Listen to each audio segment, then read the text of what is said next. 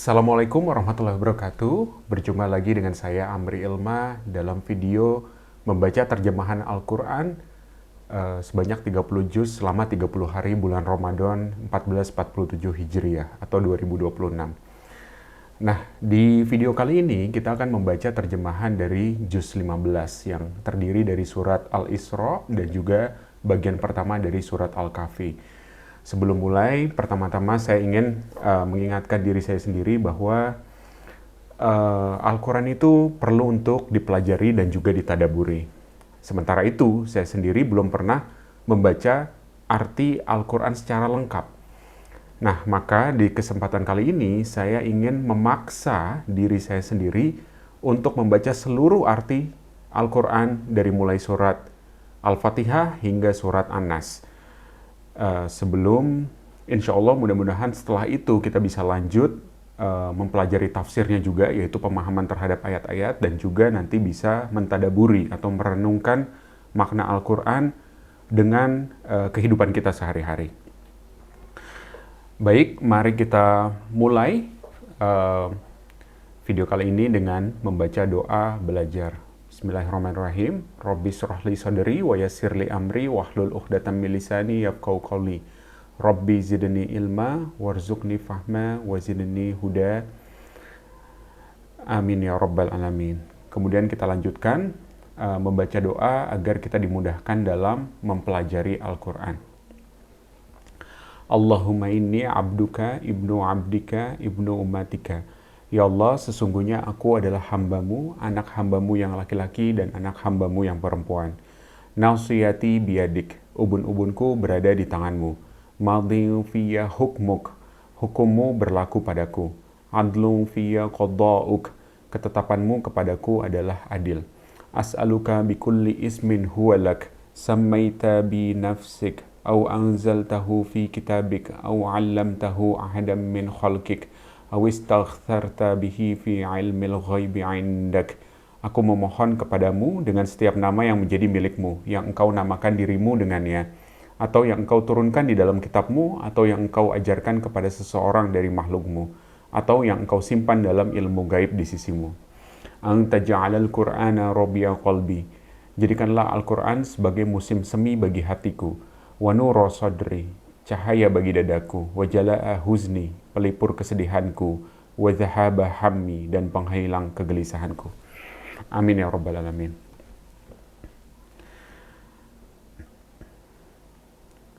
Sebelum memulai juz 15, kita quick recap terlebih dahulu apa yang sudah kita pelajari di episode sebelumnya, yaitu juz 14 ya. Jadi di juz 14 sebelumnya ada 2 surat utuh ya. Jadi yang pertama adalah surat Al-Hijr, yang kedua adalah surat An-Nahl, di mana di surat Al-Hijr itu dimulai dengan jaminan mutlak tentang keaslian Al-Quran, bahwa Al-Quran itu akan selalu dijaga oleh Allah. Kemudian bagi siapa saja yang merasa itu dadanya sesak akibat tekanan kehidupan di dunia ini gitu ya, hinaan, kerasnya lingkungan, Al-Quran memberikan resep yang bisa menjadi penenang jiwa, yaitu perbanyaklah bertasbih kepada Allah dan perbanyaklah bersujud, karena hanya dengan mengingat Allah hati itu menjadi tenang. Kemudian di surat An-Nahl yang merupakan dikenal juga sebagai surat kenikmatan, itu surat tersebut isinya bisa dibilang meruntuhkan kesombongan manusia, karena di dalamnya Allah melis gitu ya berbagai fasilitas dan nikmat-nikmatnya yang disediakan secara gratis, mulai dari sistem air hujan, hembusan angin, adanya hewan ternak peliharaan, hingga adanya bintang di langit sebagai petunjuk. Nah, ini adalah mengingatkan manusia agar kita menyadari bahwa sehebat apapun pencapaian yang kita lakukan di dunia ini, itu kita semua masih harus bergantung kepada Allah Subhanahu wa Ta'ala. Kemudian juz 14 juga memadukan 2 jenis obat ya. Jadi ada obat untuk penyakit hati gitu, yaitu melalui ibadah dan mengingat Allah, dan di dalam surat An-Nahl juga ada obat untuk penyakit fisik, di mana Allah memerintahkan kepada lebah untuk memproduksi madu sebagai penyembuh alami bagi tubuh manusia. Nah, kemudian juz 14 tersebut ditutup dengan satu pedoman emas tentang cara berdakwah, cara menasihati, dan juga berdebat dengan seseorang. Bahwa kebenaran itu tidak boleh disampaikan dengan cara yang kasar.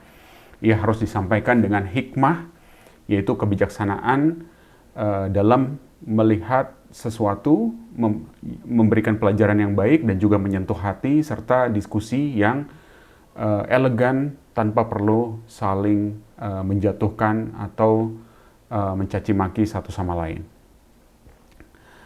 Nah, sementara itu kita akan memasuki juz ke-15, di mana kita akan coba bedah dulu ya struktur dari juz 15 ini. Jadi juz 15 ini merupakan satu juz yang berada tepat di pertengahan Al-Quran, ya. Dan di sini juga isinya sangat menakjubkan karena terdapat kisah dan pelajaran yang menembus batas ruang, waktu, dan juga logika manusia. Yaitu ketika di dalam surat Al-Isra, Rasulullah melakukan perjalanan Isra Miraj, menembus langit ketujuh sampai ke Sidratul Muntaha. Kemudian juga kita dibawa ke kisah masa lalu di mana ada pemuda di dalam surat Al-Kahfi yang tidur di dalam gua selama 309 tahun.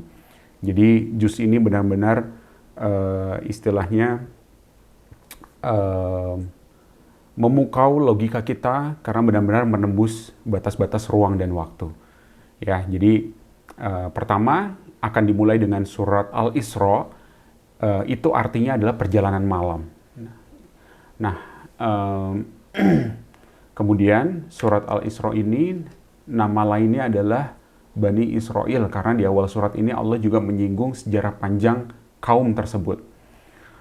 Surat ini merupakan surat Makkiyah, yaitu turun di kota Mekah. Kemudian sebab turunnya adalah pada masa puncak kesulitan Nabi Muhammad SAW yang disebut dengan tahun kesedihan. Karena Nabi Muhammad dan juga kaum muslimin pada waktu itu diboikot, kemudian Rasulullah juga kehilangan istri tercintanya Khadijah, pamannya juga yang selalu membelanya, dan juga ditolak ketika berdakwah kepada penduduk Taif. Di tengah berbagai keputusasaan itu, kesedihan itu, Allah memberikan hiburan dan juga hadiah berupa perjalanan Isra dan Mi'raj. Jadi di dalam surat Al-Isra sendiri dibuka dengan menceritakan perjalanan fisik dan juga spiritual Nabi Muhammad SAW dari Masjidil Haram di Mekah ke Masjidil Aqsa di Palestina, dan juga melakukan perjalanan ke Sidratul Muntaha hanya dalam semalam. Nah, kemudian surat ini juga menjelaskan tentang sunatullah, yaitu tentang kebangkitan dan keruntuhan sebuah bangsa, di mana Bani Israel diceritakan akan mencapai satu puncak kejayaan, lalu mereka akan berbuat kerusakan, dihancurkan, bangkit lagi, lalu dihancurkan lagi jika mengulangi kesalahan yang sama. Di dalam surat ini juga ada 12 aturan emas di dalam kehidupan gitu ya. Jadi Allah menurunkan suatu etika-etika yang sangat komprehensif. Jadi antara lain mencangkup larangan untuk menyekutukan Allah, kewajiban berbakti kepada orang tua, bahkan dilarang berkata hak-hak kerabat, larangan berbuat boros, larangan mendekati zina, menghargai nyawa, menjaga harta anak yatim, menepati janji, jujur dalam berbisnis, tidak mengikuti sesuatu tanpa ilmu, jadi anti hoax ya, dan juga larangan berjalan dengan sifat sombong. Kemudian surat tersebut ditutup tentang sifat roh, mukjizat Al-Quran, dan juga menjawab berbagai keraguan kaum musyrik di Mekah pada saat itu ya. Di sini Allah menjelaskan bahwa rahasia roh itu adalah murni urusan Allah. Ada di ayat 85. Itu merupakan sesuatu yang gaib yang kita tidak memiliki ilmu tentang itu. Dan ditutup dengan penegasan bahwa Al-Quran itu tidak bisa ditiru oleh kolaborasi antara manusia dan jin sekalipun. Kemudian kita masuk ke surat kedua di dalam juz 15, yaitu surat Al-Kahfi, di mana Al-Kahfi sendiri itu artinya adalah gua. Ini menunjuk pada tempat persembunyian para pemuda yang menyelamatkan diri, menyelamatkan iman mereka dari seorang raja yang kejam. Surat ini juga turun di kota Mekah, dan sebab turunnya itu karena ada tokoh-tokoh Mekah yang mengutus orang untuk menemui pendeta Yahudi yang ada di Madinah. Jadi bagaimana sih caranya kita atau mereka itu bisa menguji Nabi Muhammad SAW? Jadi mereka mencoba meminta petunjuknya kepada pendeta Yahudi yang ada di Madinah. Kemudian pendeta itu menyuruh menanyakan 3 hal, yang mana kalau misalkan Muhammad itu mampu untuk menjawab 3 hal tersebut, maka ia adalah seorang Nabi Allah, benar seorang utusan dari Allah. Yaitu minta untuk ditanyakan, yang pertama, kisah pemuda di zaman dahulu, Ashabul Kahfi. Yang kedua adalah kisah orang yang mengelilingi barat dan timur, yaitu kisah Zulkarnain. Dan yang ketiga adalah rahasia dari Ruh. Nah, surat Al-Kahfi dan surat Al-Isra itu turun untuk menjawab pertanyaan-pertanyaan tersebut dengan sempurna, di mana jawaban dari kisah Ashabul Kahfi dan juga Zulkarnain itu ada di surat Al-Kahfi, sedangkan rahasia ruh itu ada di surat Al-Isra, di mana Allah menegaskan bahwa ruh itu adalah murni rahasia dan urusan Allah, di mana kita tidak diberikan ilmunya. Nah, kemudian di dalamnya menceritakan 4 kisah ya, kalau di surat Al-Kahfi. Yang pertama itu adalah menceritakan sekelompok pemuda yang hidup di bawah penguasa tirani yang memaksa warganya itu untuk menyembah berhala. Namun pemuda tersebut memilih lari ke dalam gua demi mempertahankan prinsip keimanan dan tauhidnya. Dan akhirnya Allah menyelamatkan mereka, menidurkan mereka selama 309 tahun, dan ketika mereka bangun, rezim itu sudah berganti dan mereka terselamatkan. Kemudian yang kedua adalah kisah pemilik 2 kebun, di mana ada 2 orang yang berteman ya, yang satu adalah orang yang sangat kaya, memiliki 2 kebun anggur yang sangat subur, namun ia sombong dan merasa bahwa hartanya itu tidak akan pernah habis. Sedangkan ada satu lagi temannya yang miskin menasehatinya untuk mengingat Allah dan bersyukur kepada Allah, namun ditolak nasihat tersebut. Akhirnya kebun yang dibanggakan itu hancur hanya dalam semalam, dihukum oleh Allah akibat kesombongan orang kaya tersebut. Kemudian di dalam surat Al-Kahfi tersebut juga menyinggung lagi tentang suatu perumpamaan ya, di mana dunia ini seperti air hujan yang menyuburkan tanaman itu sebentar, lalu tanaman itu akan kering dan diterbangkan oleh angin. Jadi bahwa dunia itu adalah sangat rapuh dan sementara. Kemudian juga nanti akan diceritakan kembali kisah iblis yang tidak mau bersujud kepada Nabi Adam. Dan kemudian kisah yang ketiga itu adalah kisah tentang Nabi Musa dan Khidir, di mana Nabi Musa merasa bahwa beliau adalah orang yang paling berilmu pada masa itu. Namun Allah menegurnya dan menyuruh untuk menemui seorang hamba lain yang memang diberikan ilmu khusus oleh Allah, yaitu Khidir. Atau di sini ditujukan Nabi Khidir gitu ya. Nah, kemudian di juz 15 ini nanti kisahnya akan bersambung ke juz 16, di mana kisahnya baru sampai Nabi Musa diuji oleh satu tindakan-tindakan Khidir yang nampaknya tidak masuk akal. Ya.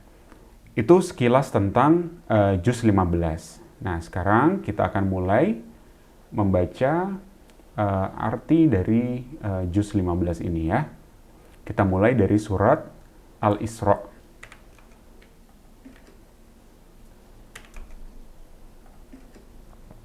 A'udzubillahi minasyaitonirrajim. Bismillahirrahmanirrahim.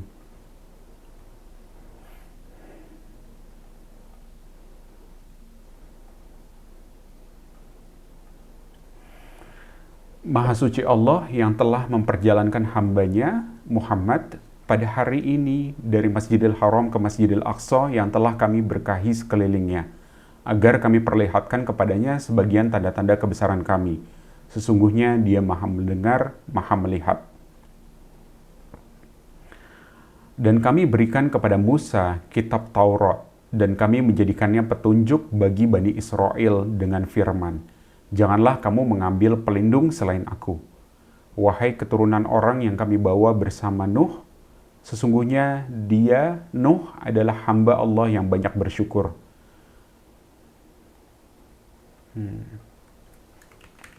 Ayat 3. Nabi Nuh adalah orang yang banyak bersyukur. Dan kami tetapkan kepada Bani Israel dalam kitab itu, kamu pasti akan berbuat kerusakan di bumi ini 2 kali, dan pasti kamu akan menyombongkan diri dengan kesombongan yang besar. Maka apabila datang saat hukuman bagi kejahatan yang pertama dari kedua kejahatan itu, kami datangkan kepadamu hamba-hamba kami yang perkasa. Lalu mereka merajalela di kampung-kampung, dan itulah ketetapan yang pasti terlaksana. Kemudian kami berikan kepadamu giliran untuk mengalahkan mereka. Kami membantumu dengan harta kekayaan dan anak-anak, dan kami jadikan kamu kelompok yang lebih besar. Jika kamu berbuat baik, berarti kamu berbuat baik untuk dirimu sendiri. Dan jika kamu berbuat jahat, maka kerugian kejahatan itu untuk dirimu sendiri. Apabila datang saat hukuman kejahatan yang kedua, kami bangkitkan musuhmu untuk menyuramkan wajahmu, lalu mereka masuk ke dalam Masjidil Aqsa, sebagaimana ketika mereka memasukinya pertama kali dan mereka membinasakan apa saja yang mereka kuasai. Mudah-mudahan Tuhan kamu melimpahkan rahmat kepada kamu, tetapi jika kamu kembali melakukan kejahatan, niscaya kami kembali mengazabmu, dan kami jadikan neraka jahanam penjara bagi orang kafir.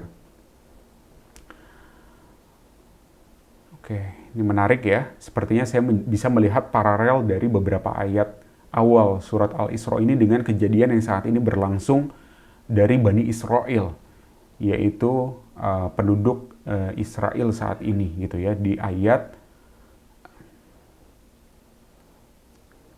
4 sampai dengan ayat 8. Coba kita explore lebih jauh.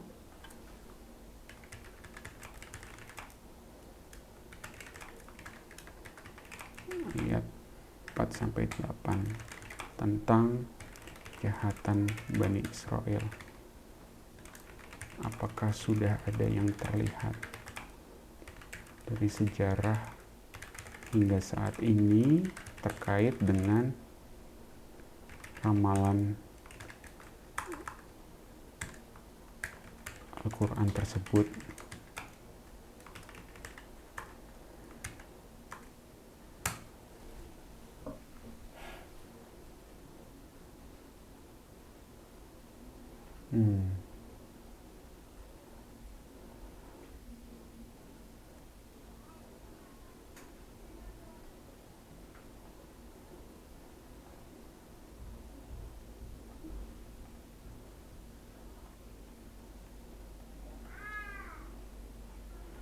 Ya, jadi ayat 4-8 surat Al-Isra ini memang disebut sebagai salah satu bagian Al-Quran yang berisi ramalan mengenai siklus kejayaan dan kehancuran Bani Israel. Jadi ayat tersebut menjelaskan bahwa Bani Israel akan melakukan 2 kali kerusakan besar di bumi. Dan setiap kali kerusakan akan diikuti oleh hukuman yang setimpal melalui perantara hamba-hamba kami. Jadi kerusakan pertama, ya, Allah mengirim hamba-hambanya yang memiliki kekuatan besar untuk merajalela di kampung-kampung mereka sebagai hukuman. Kemudian setelah hukuman yang pertama, Allah memberikan mereka kesempatan untuk membalas, memperbanyak harta, anak keturunan, dan kelompok yang lebih besar. Kemudian ketika mereka kembali berbuat kerusakan di masa kebangkitan itu, Allah kembali mengirim hamba-hambanya untuk menyuramkan wajah mereka dan memasuki tempat ibadah Masjidil Aqsa sebagaimana yang dilakukan pada hukuman pertama. Ya, jadi kalau kita melihat pandangan sejarah klasik yang sudah terjadi di masa lalu, banyak ulama terdahulu berpendapat bahwa kedua siklus ini sudah tuntas terjadi, yaitu hukuman pertama adalah penghancuran Yerusalem dan Baitul Maqdis oleh Nebukadnezar dari Babilonia pada tahun 586 sebelum Masehi, di mana bangsa Yahudi dibuang dan diperbudak. Kemudian kehancuran kedua adalah oleh bangsa Romawi di bawah pimpinan Titus pada tahun 70 Masehi yang menyebabkan bangsa Yahudi terlempar keluar dari tanah Palestina. Kemudian ada juga pandangan kontemporer yang sedang dan akan terjadi. Jadi beberapa ulama modern seperti Syekh Mutawalli Asy-Syarawi atau Sayyid Qutb melihat bahwa ayat-ayat ini memiliki dimensi yang lebih luas, terutama jika dikaitkan dengan kondisi dunia saat ini. Ya, kita bisa melihat tentang pemberian harta yang berlimpah, keturunan, SDM-nya gitu ya, dan kelompok yang lebih besar itu kita melihat bahwa itu sangat akurat menggambarkan kondisi negara Israel modern saat ini yang juga didukung oleh kekuatan internasional besar termasuk sekutu terbesarnya yaitu Amerika Serikat. Dan saat ini kita bisa benar-benar melihat kerusakan yang mereka buat di muka bumi secara langsung, secara live, the biggest live genosida yang ada di dunia ini, gitu ya. Yaitu yang mereka lakukan terhadap bangsa Palestina. Mereka berbuat banyak sekali kezoliman secara sistemik, penindasan, dan mendominasi yang melampaui batas-batas akal pikiran kita sendiri. Dan kita saksikan secara langsung, secara live di Instagram, di TikTok, di YouTube, dan lain sebagainya. Ya, jadi kalau saya sendiri melihatnya ini sedang berlangsung ya, kerusakan yang sedang mereka berbuat saat ini. Dan di sini Al-Quran meramalkan bahwa kerusakan kedua ini nanti akan ada hamba-hamba Allah yang akan mengalahkan mereka kembali. Kita berdoa mudah-mudahan Allah bisa menyelamatkan kita semua dan memberikan keadilan atas kejahatan yang diperbuat oleh orang-orang yang zalim. Kita lanjutkan ya ke ayat 9. Sungguh Al-Quran ini memberi petunjuk ke jalan yang paling lurus dan memberi kabar gembira kepada orang mukmin yang mengerjakan kebajikan, bahwa mereka akan mendapat pahala yang besar. Dan bahwa orang yang tidak beriman kepada kehidupan akhirat, kami sediakan bagi mereka azab yang pedih.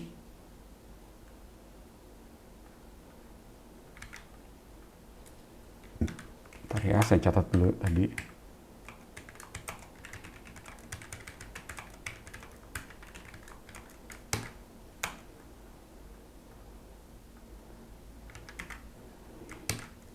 Sangat menarik ini.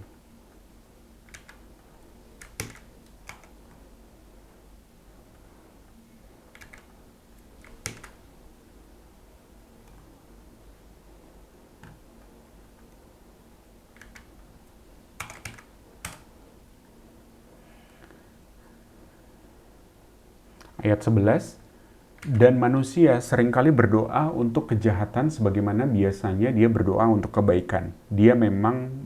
Memang manusia bersifat tergesa-gesa. Dan kami jadikan malam dan siang sebagai dua tanda kebesaran kami.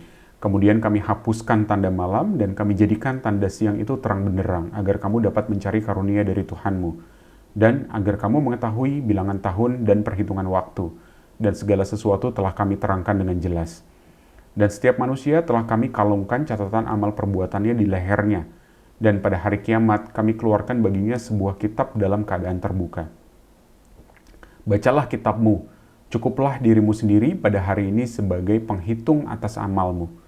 Barang siapa berbuat sesuai dengan petunjuk Allah, maka sesungguhnya itu untuk keselamatan dirinya sendiri. Dan barang siapa tersesat, maka sesungguhnya kerugian itu bagi dirinya sendiri. Dan seorang yang berdosa tidak dapat memikul dosa orang lain, tetapi kami tidak akan menyiksa sebelum kami mengutus seorang rasul. Dan jika kami hendak membinasakan suatu negeri, maka kami perintahkan kepada orang yang hidup mewah di negeri itu agar mentaati Allah, agar bila mereka melakukan kedurhakaan di dalam negeri itu, maka sepantasnya berlakulah terhadapnya perkataan hukuman kami. Kemudian kami meluluh lantakannya negeri itu. Dan berapa banyak kaum setelah Nuh yang telah kami binasakan, dan cukuplah Tuhanmu yang maha mengetahui, maha melihat dosa hamba-hambanya. Barang siapa menghendaki kehidupan sekarang duniawi, maka kami segerakan baginya di dunia ini apa yang kami kehendaki bagi orang yang kami kehendaki. Kemudian kami sediakan baginya di akhirat neraka jahanam. Dia akan memasukinya dalam keadaan tercela dan terusir. Dan barang siapa menghendaki kehidupan akhirat dan berusaha ke arah itu dengan sungguh-sungguh sedangkan dia beriman, maka mereka itulah orang yang usahanya dibalas dengan baik.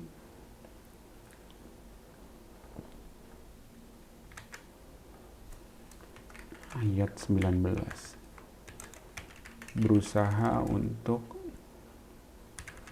mentingkan kehidupan di akhirat.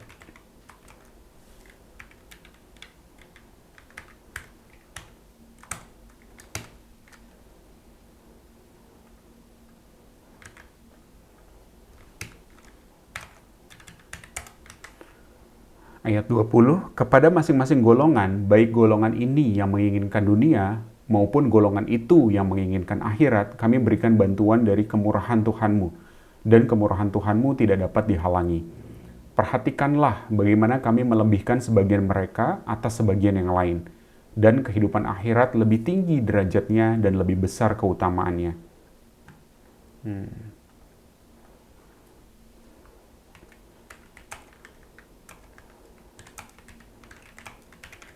Akhirat lebih utama ya, dan lebih tinggi derajatnya. Janganlah engkau mengadakan Tuhan yang lain di samping Allah, nanti engkau menjadi tercela dan terhina. Dan Tuhanmu telah memerintahkan agar kamu jangan menyembah selain Dia, dan hendaklah berbuat baik kepada ibu bapa.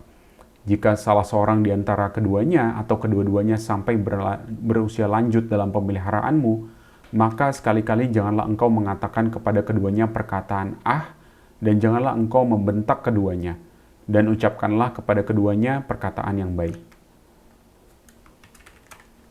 Ini ya, jadi sudah dimulai tadi yang kita bahas sebelumnya di bagian pembukaan bahwa ini ada aturan-aturan etika di dalam surat Al-Isra ini ya.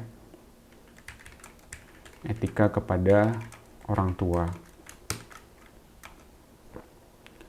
Dan rendahkanlah dirimu terhadap keduanya dengan penuh kasih sayang dan ucapkanlah, wahai Tuhanku, sayangilah keduanya sebagaimana mereka berdua telah mendidik aku pada waktu kecil. Rabbirhamhuma kama rabbayani shaghira. Ya, doa kepada kedua orang tua kita ya.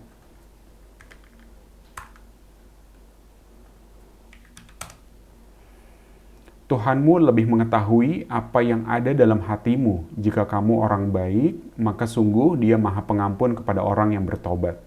Dan berikanlah haknya kepada kerabat dekat, juga kepada orang miskin dan orang yang dalam perjalanan.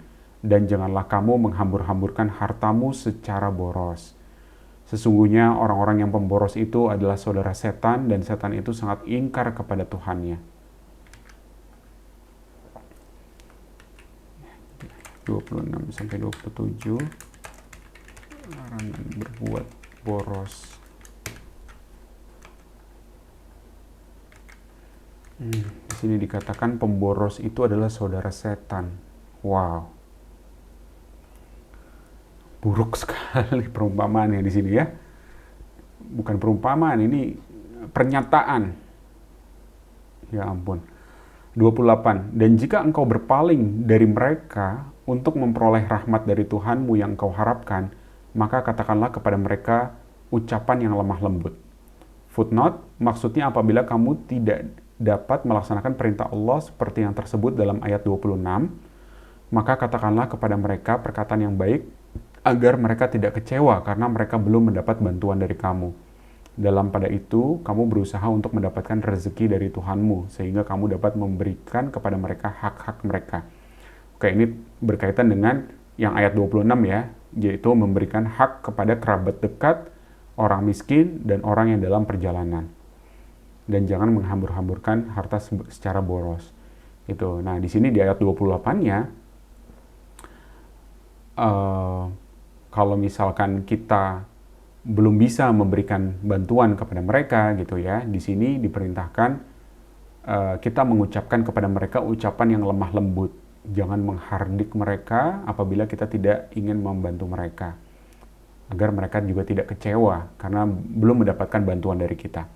Ayat 29, dan janganlah engkau jadikan tanganmu terbelenggu pada lehermu, dan jangan pula engkau terlalu mengulurkannya, sangat pemurah, nanti kamu menjadi tercela dan menyesal.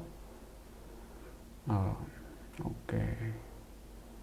Jangan terlalu pelit, namun juga jangan terlalu pemurah, nanti kamu menjadi tercela dan menyesal. Sungguh Tuhanmu melampangkan rezeki bagi siapa yang Dia kehendaki dan membatasi bagi siapa yang kehendaki. Sungguh Dia Maha mengetahui, Maha melihat hamba-hambanya.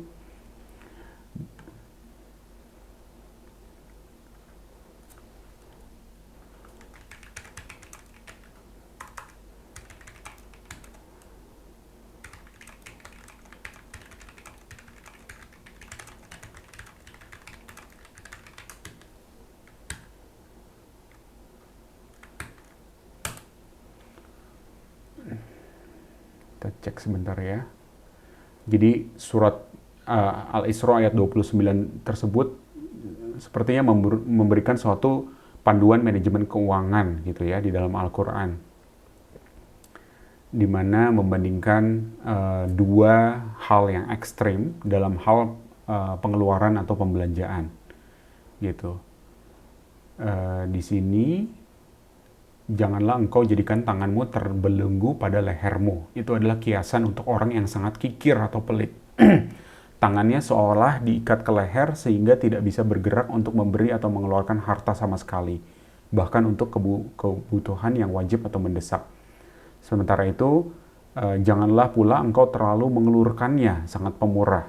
Itu adalah kiasan untuk orang yang terlalu boros berlebihan. Ia membuka tangannya lebar-lebar tanpa kendali, sehingga memberikan apa saja yang ia miliki tanpa perhitungan dan tanpa melihat prioritas. Jadi mungkin ayat ini itu bukan melarang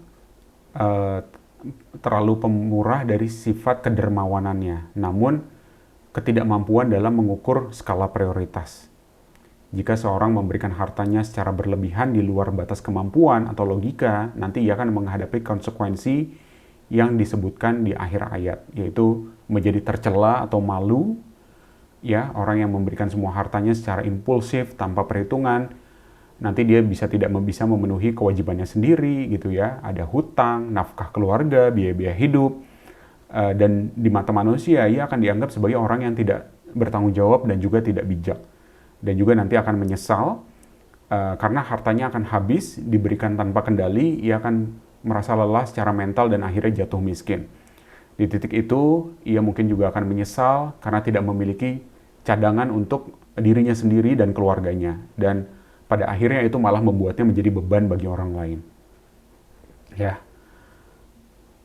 Oke, kita lanjutkan ke ayat 30 ya. Sungguh Tuhanmu melapangkan rezeki bagi siapa yang dia kehendaki dan membatasi bagi siapa yang dia kehendaki. Sungguh dia maha mengetahui, maha melihat hamba-hambanya. Dan janganlah kamu membunuh anak-anakmu karena takut miskin. Kamilah yang memberi rezeki kepada mereka dan kepadamu. Membunuh mereka itu sungguh suatu dosa yang besar. Dan janganlah kamu mendekati zina. Zina itu sungguh suatu perbuatan keji dan suatu jalan yang buruk. Ini ayat yang cukup terkenal ya. Jangan mendekati zina. Jadi Ustadz itu sering menyebutkan atau menjelaskan ayat ini bukan sebagai dilarang berzina, namun dilarang mendekati zina. Gitu, artinya mendekati saja sudah tidak boleh gitu ya, apalagi berzina. Ayat 33, dan janganlah kamu membunuh orang yang diharamkan Allah membunuhnya, kecuali dengan suatu alasan yang benar. Dan barang siapa dibunuh secara zolim, maka sungguh kami telah memberi kekuasaan kepada walinya. Tetapi janganlah walinya itu melampaui batas dalam pembunuhan. Sesungguhnya dia adalah orang yang mendapat pertolongan. Ya, itu juga sudah pernah kita bahas sebelumnya di surat Al-An'am ayat 151. Kemudian tadi memberi kekuasaan kepada walinya itu adalah hak ahli waris yang terbunuh atau penguasa untuk menuntut kisos dan menerima diat. 34, dan janganlah kamu mendekati harta anak yatim kecuali dengan cara yang lebih baik, bermanfaat sampai dia dewasa, dan penuhilah janji karena janji itu pasti diminta pertanggungjawabannya.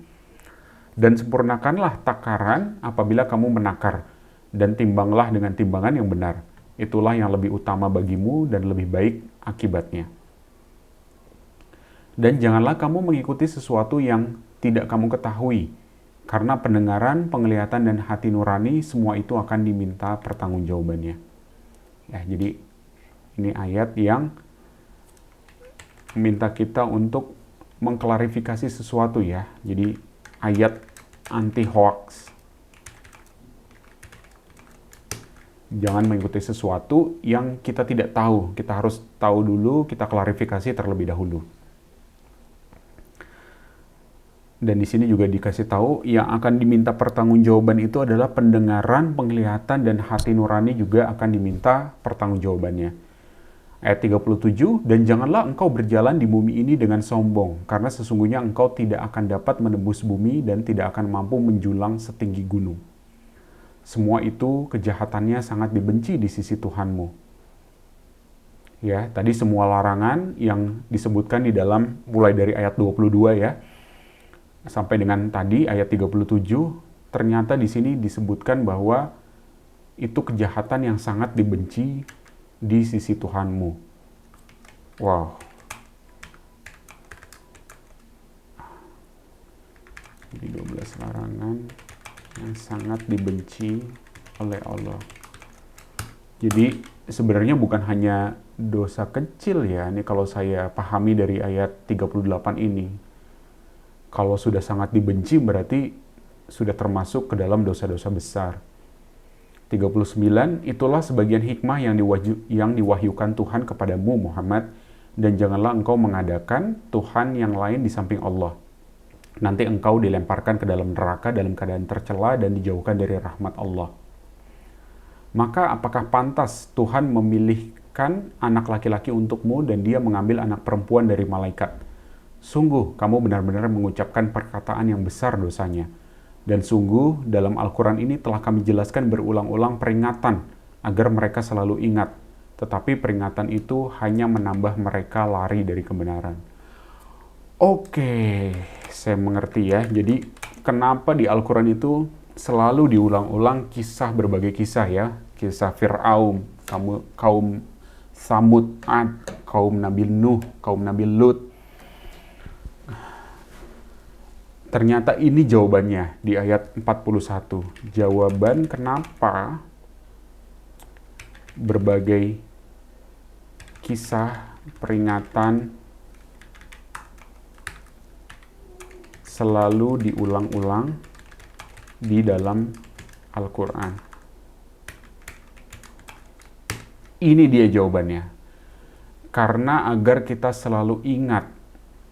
Tetapi peringatan itu hanya menambah mereka lari dari kebenaran. Mudah-mudahan kita bisa menjadi orang yang dengan membaca Al-Quran, memahami maknanya, kita akan semakin ingat kepada Allah. Ayat 42, katakanlah Muhammad, jika ada Tuhan-Tuhan di sampingnya, sebagaimana yang mereka katakan, niscaya Tuhan-Tuhan itu mencari jalan kepada Tuhan yang mempunyai arash. Maha suci dan maha tinggi dia dari apa yang mereka katakan, luhur dan agung, tidak ada bandingannya. Langit yang 7, bumi dan semua yang ada di dalamnya bertasbih kepada Allah. Tidak ada sesuatu pun melainkan bertasbih dengan memujinya, tetapi kamu tidak mengerti tasbih mereka. Sungguh dia maha penyantun, maha pengampun. Ya, jadi ayat 44 ini menegaskan bahwa semua hal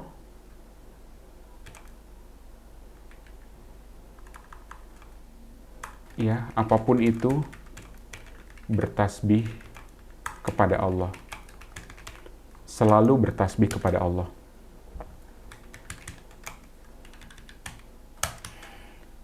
Ini mirip ya dengan nanti yang ada di Juz 28, ada ayat-ayat yang diawali dengan ayat-ayat menyuruh untuk bertasbih. Sabbaha lillahi ma fis samawati wa ma fil ard wa huwal azizul hakim misalkan, atau yusabbihu lillahi ma fis samawati wa ma fil ard lahul mulku wa lahul hamdu wa huwa ala kulli syai'in qadir. Jadi ayat 44 ini menegaskan bahwa semuanya tidak terkecuali apapun itu selalu bertasbih kepada Allah. Dan ini Ustadz Numan Alikan juga pernah menjelaskan di dalam salah satu ceramahnya bahwa sebenarnya ini merupakan ayat sindiran gitu ya. Artinya kalau semuanya bertasbih, kenapa kita enggak gitu? So you are missing out apabila kita tidak ikutan bertasbih kepada Allah. Dan artinya yang lain juga, kalaupun kita tidak bertasbih, tidak masalah bagi Allah. Seluruh makhluknya itu bertasbih secara sukarela karena mereka mengetahui betapa besar Allah itu, mengetahui kebesaran Allah. Ya, jadi Ustadz Numan menyebutkan bahwa apabila kita benar-benar mengetahui betapa besarnya kekuasaan dari Allah itu, maka secara otomatis kita pasti akan selalu bertasbih dan menyucikan Allah Subhanahu wa taala.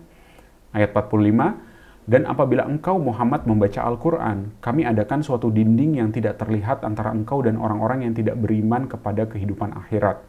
Dan kami jadikan hati mereka tertutup dan telinga mereka tersumbat, agar mereka tidak dapat memahaminya. Dan apabila engkau menyebut Tuhanmu saja dalam Al-Quran, mereka berpaling ke belakang melarikan diri karena benci. Jadi kalau kita baca Al-Quran, di sini disebutkan akan ada satu dinding yang tidak terlihat antara kita dan orang-orang yang tidak beriman kepada kehidupan akhirat. 47.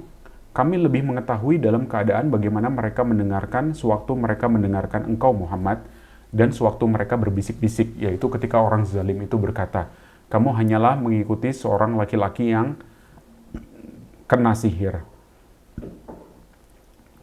Lihatlah bagaimana mereka membuat perumpamaan untukmu Muhammad, karena itu mereka menjadi sesat dan tidak dapat lagi menemukan jalan yang benar. Dan mereka berkata, apakah kami telah menjadi tulang belulang dan benda-benda yang hancur? Apakah kami benar-benar akan dibangkitkan kembali sebagai makhluk yang baru? Katakanlah Muhammad, jadilah kamu batu atau besi, atau menjadi makhluk yang besar yang tidak mungkin hidup kembali menurut pikiranmu. Maka mereka akan bertanya, siapa yang akan menghidupkan kami kembali? Katakanlah, yang telah menciptakan kamu pertama kali.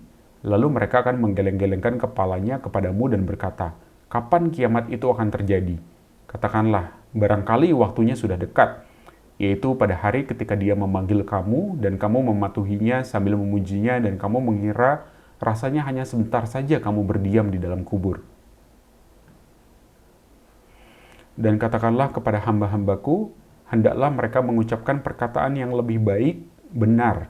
Sungguh setan itu selalu menimbulkan perselisihan di antara mereka. Sungguh setan adalah musuh yang nyata bagi manusia. Tuhanmu lebih mengetahui tentang kamu. Jika dia menghendaki, niscaya dia akan memberi rahmat kepadamu. Dan jika dia menghendaki, pasti dia akan mengazabmu. Dan kami tidaklah mengutusmu Muhammad untuk menjadi penjaga bagi mereka. Dan Tuhanmu lebih mengetahui siapa yang di langit dan di bumi. Dan sungguh kami telah memberikan kelebihan kepada sebagian nabi-nabi atas sebagian yang lain. Dan kami berikan Zabur kepada Daud. Katakanlah Muhammad, panggillah mereka yang kamu anggap Tuhan selain Allah. Mereka tidak kuasa untuk menghilangkan bahaya darimu dan tidak pula mampu mengubahnya. Orang-orang yang mereka seru itu, mereka sendiri mencari jalan kepada Tuhan. Siapa di antara mereka yang lebih dekat kepada Allah, mereka mengharapkan nikmatnya dan takut akan azabnya. Sungguh azab Tuhanmu itu sesuatu yang harus ditakuti.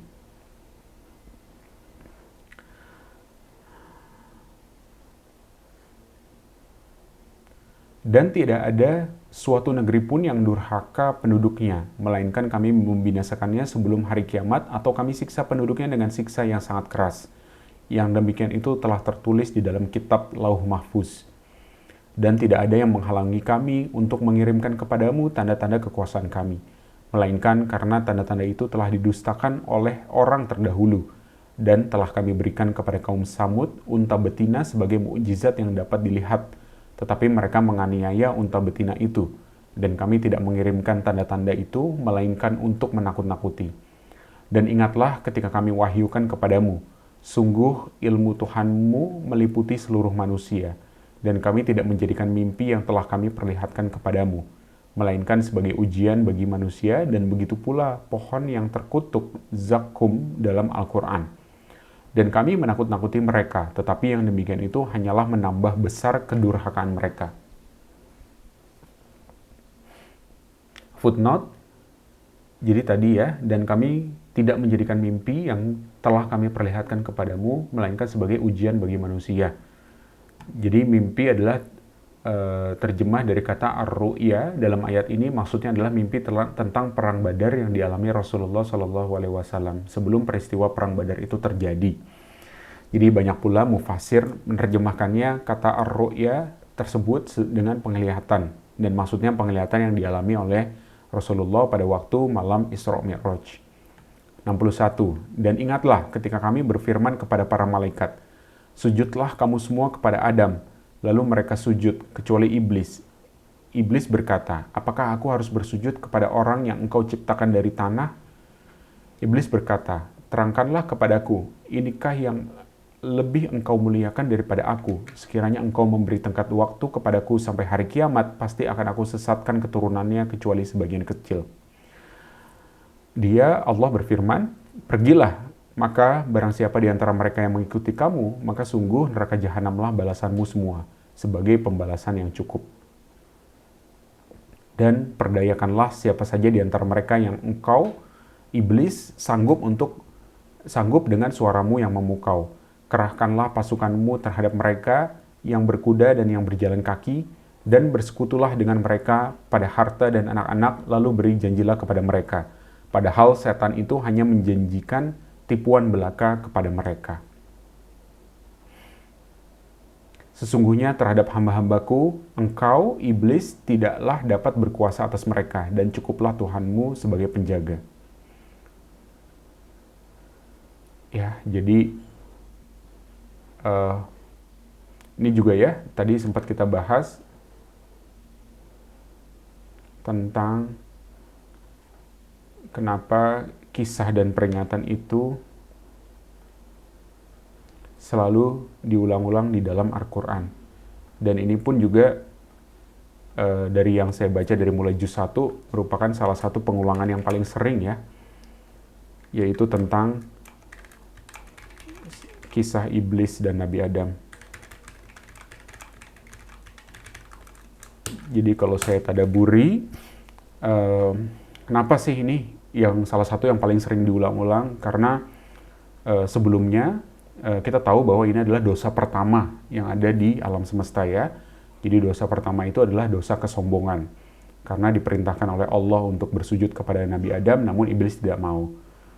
Dan ini saya rasa diulang-ulang untuk selalu mengingatkan manusia agar kita tidak sombong, dan juga memperingatkan kita bahwa iblis sudah berjanji pada waktu itu bahwa dia akan menyesatkan manusia. Dan memang sebagian besar manusia akan tersesat. Di sini disebutkan, kecuali hanya sebagian kecil saja. Kita lanjutkan ya. Ayat 66. Tuhanmulah yang melayarkan kapal-kapal di lautan untukmu, agar kamu mencari karunia-Nya. Sungguh Dia Maha Penyayang terhadapmu.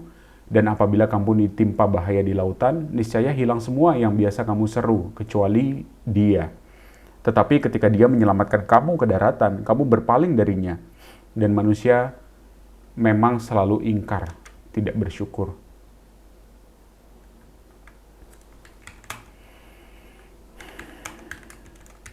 Manusia hanya meminta kepada Allah ketika butuh saja. Ini memang sudah sifat manusia seperti ini ya. Mudah-mudahan kita berdoa kita tidak menjadi seperti ini yang disebutkan oleh ayat 67 tadi. 68. Maka apakah kamu merasa aman bahwa Dia tidak akan membenamkan sebagian daratan bersama kamu, atau Dia meniupkan angin keras yang membawa batu-batu kecil, dan kamu tidak akan mendapat seorang pelindung pun? Ataukah kamu merasa aman bahwa Dia tidak akan mengembalikan kamu ke laut sekali lagi, lalu Dia tiupkan angin topan kepada kamu, lalu kamu ditenggelamkannya disebabkan kekafiranmu. Kemudian kamu tidak akan mendapat seorang penolong pun dalam menghadapi siksaan kami.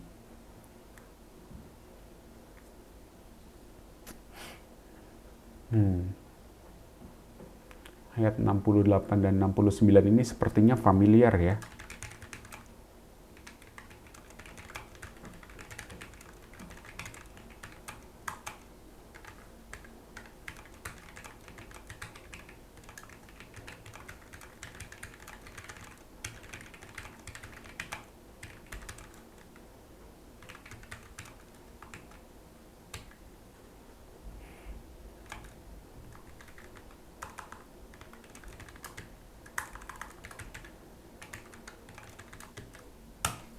Ya, tadi azab yang disebutkan di dalam surah 68-69 cukup familiar ya dengan apa yang sudah kita baca terjemahan sebelumnya, gitu ya. Jadi tadi sempat dijelaskan ada hujan batu, itu merujuk kepada azab yang menimpa kaum Lut. Jadi mereka dihujani batu dari tanah yang terbakar atas hukuman sebagai hukuman atas penyimpangan mereka. Ya, kemudian tadi ada dibenamkan ke bumi, mengingatkan kita pada kisah Korun pada masa Nabi Musa yang ditenggelamkan ke tanah bersama seluruh harta kekayaannya karena kesombongannya. Kemudian angin badai yang menghancurkan, ini berkaitan dengan azab kaum Ad yang dihancurkan oleh angin topan yang sangat dingin dan kencang selama 7 malam 8 hari. Kemudian tenggelam di lautan. Ini rujukan pada akhir hidup kisah Fir'aun dan bala tentaranya saat mereka ditenggelamkan di Laut Merah saat mereka mengejar Nabi Musa. Kemudian juga ditenggelamkan di lautan juga, atau ditenggelamkan gitu ya, sebagian daratan ke bumi. Itu juga terkait dengan kisah kaum Nabi Nuh yang ditenggelamkan. Jadi berbagai azab ini juga salah satu tema yang sering kali diulang-ulang ya. Dari ayat 68 sampai 69. Ayat 68 sampai 69. Kisah tentang azab juga selalu diulang-ulang di Al-Quran.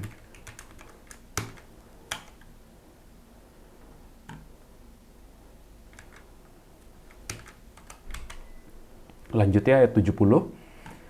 Dan sungguh kami telah memuliakan anak cucu Adam, dan kami angkut mereka di darat dan di laut. Dan kami beri mereka rezeki dari yang baik-baik, dan kami lebihkan mereka di atas banyak makhluk yang kami ciptakan dengan kelebihan yang sempurna.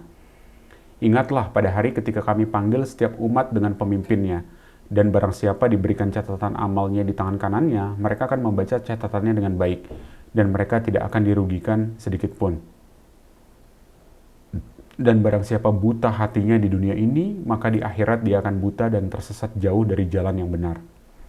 Dan mereka hampir memalingkan engkau Muhammad dari apa yang telah kami wahyukan kepadamu, agar engkau mengada-ngada yang lain terhadap kami. Dan jika demikian, tentu mereka menjadikan engkau sahabat yang setia. Dan sekiranya kami tidak memperteguh hatimu, niscaya engkau hampir saja condong sedikit kepada mereka.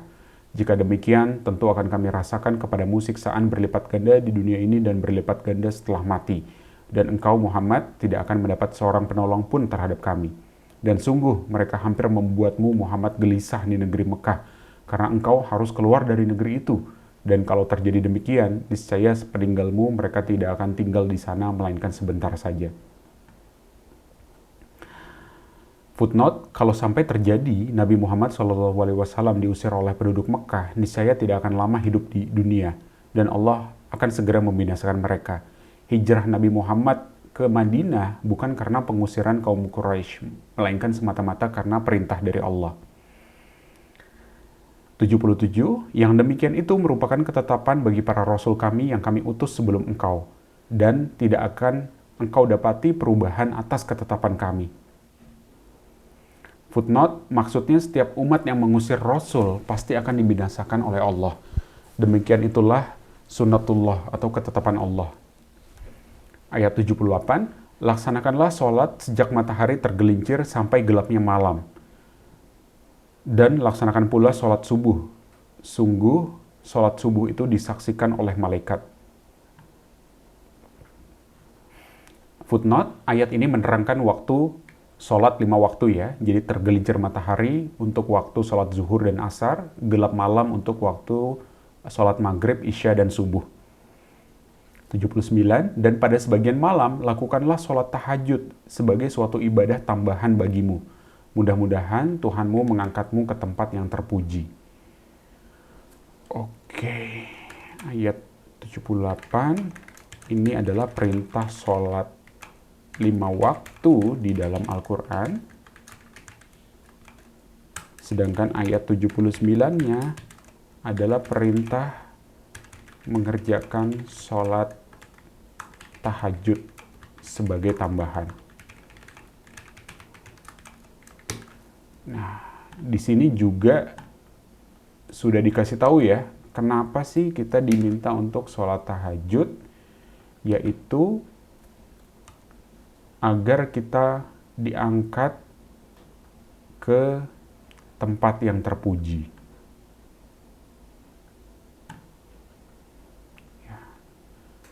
Ya, saya sendiri masih sangat sulit melaksanakan sholat tahajud. Ya mudah-mudahan ayat ini menjadi pengingat kita semua. Kita bisa lebih rajin lagi ibadah sholat tahajudnya sebelum sholat subuh ya. Ayat 80. Dan katakanlah Muhammad, ya Tuhanku, masukkan aku ke tempat masuk yang benar dan keluarkan pula aku ke tempat keluar yang benar. Dan berikanlah kepadaku dari sisimu kekuasaan yang dapat menolongku.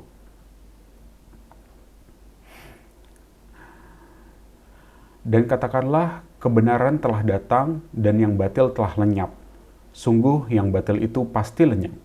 Dan kami turunkan dari Al-Quran sesuatu yang menjadi penawar dan rahmat bagi orang yang beriman. Sedangkan bagi orang yang zolim, Al-Quran itu hanya akan menambah kerugian. Dan apabila kami berikan kesenangan pada manusia, niscaya dia berpaling dan menjauhkan diri dengan sombong. Dan apabila dia ditimpa kesusahan, niscaya dia berputus asa.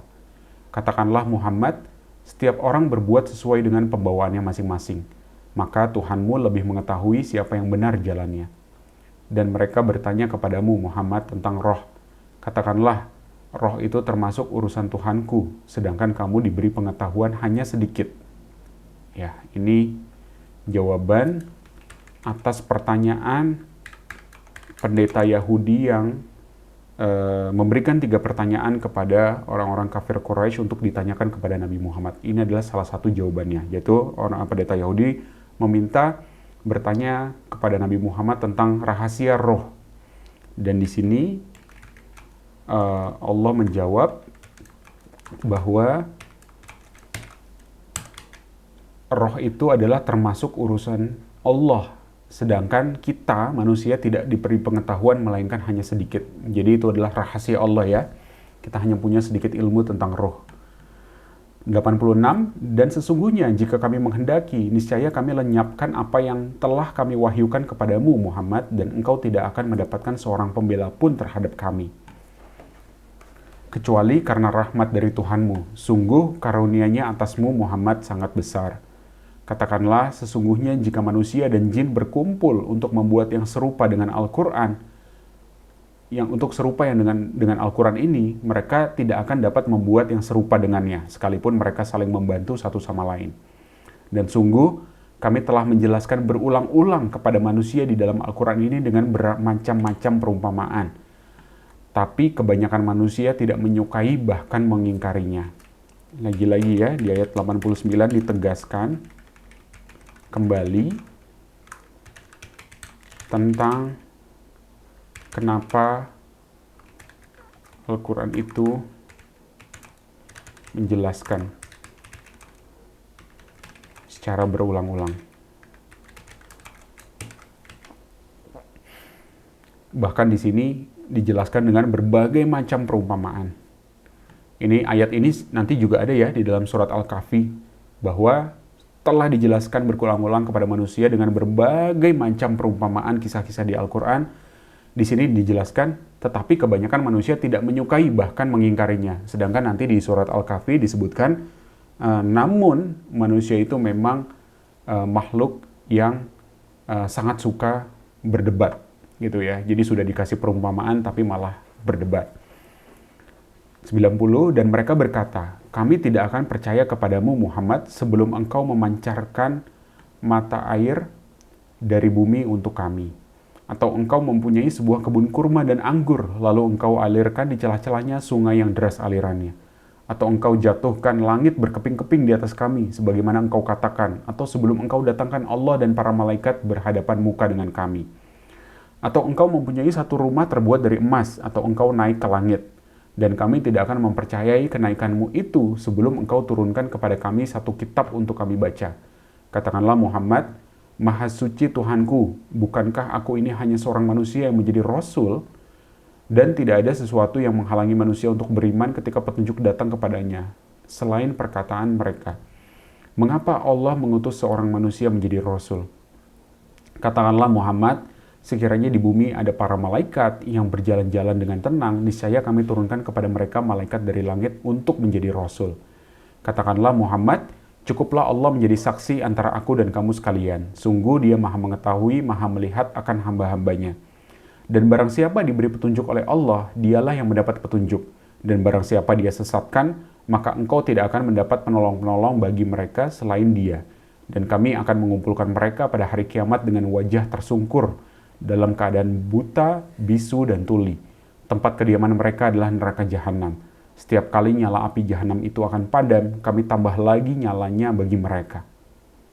Itulah balasan bagi mereka, karena sesungguhnya mereka kafir kepada ayat-ayat kami, dan karena mereka berkata, apabila kami telah menjadi tulang belulang dan benda-benda yang hancur, apakah kami benar-benar akan dibangkitkan kembali sebagai makhluk baru? Dan apakah mereka tidak memperhatikan bahwa Allah yang menciptakan langit dan bumi adalah maha kuasa pula menciptakan yang serupa dengan mereka. Dan Dia telah menetapkan waktu tertentu mati atau dibangkitkan bagi mereka, yang tidak diragukan lagi. Maka orang zalim itu tidak menolaknya kecuali dengan kekafiran.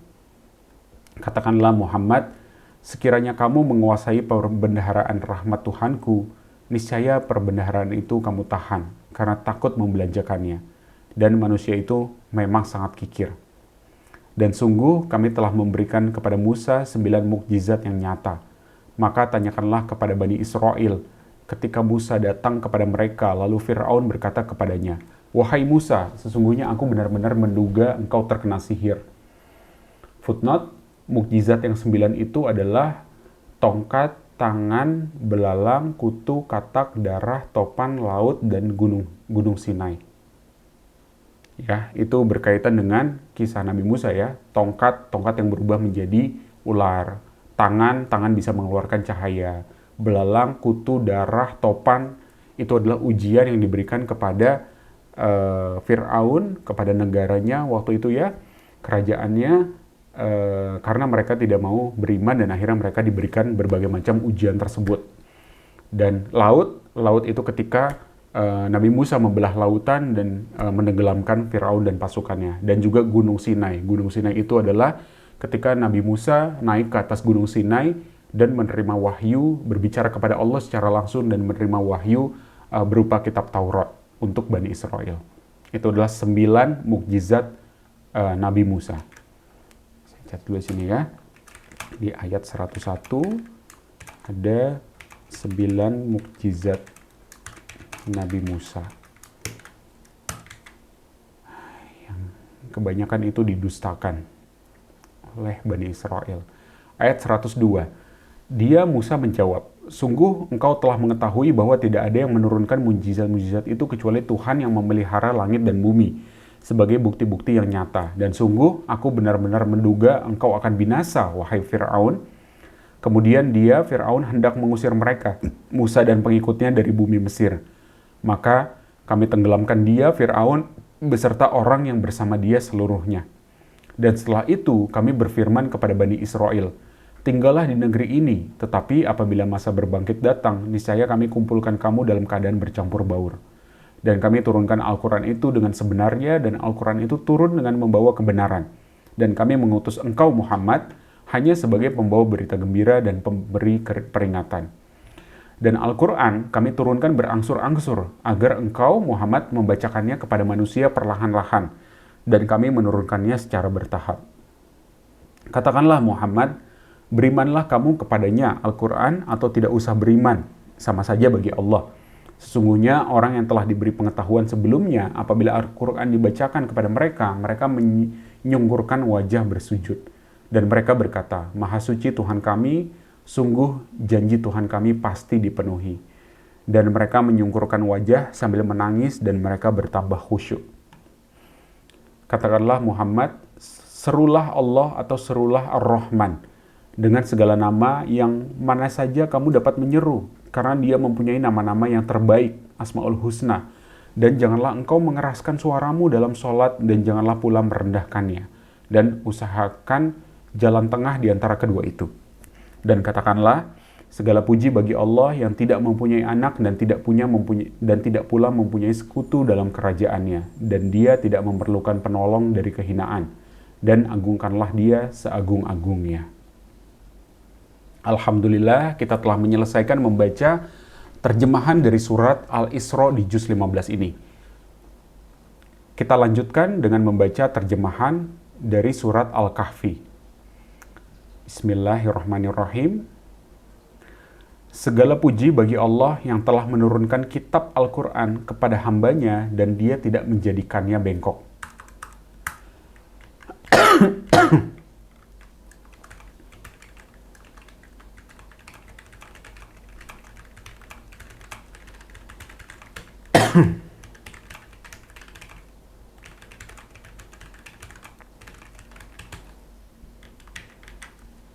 Saya buat catatan terlebih dahulu ya. Oke, lanjut. Ayat kedua. Saya ulang lagi deh. Segala puji bagi Allah yang telah menurunkan kitab Al-Quran kepada hambanya dan dia tidak menjadikannya bengkok.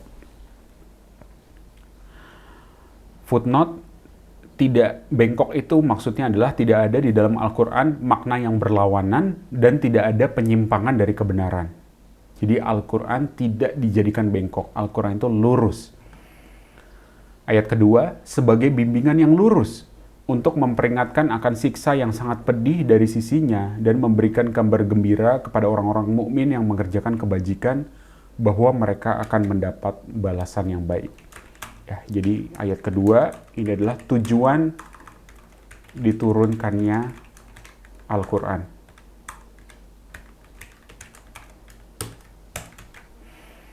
Ayat 3, mereka kekal di dalamnya untuk selama-lamanya, dan untuk memperingatkan kepada orang yang berkata, Allah mengambil seorang anak. Mereka sama sekali tidak mempunyai pengetahuan tentang hal itu, begitu pula nenek moyang mereka. Alangkah jeleknya kata-kata yang keluar dari mulut mereka. Mereka hanya mengatakan suatu kebohongan belaka. Maka barangkali engkau Muhammad akan mencelakakan dirimu karena bersedih hati setelah mereka berpaling, sekiranya mereka tidak beriman kepada keterangan ini, Al-Quran.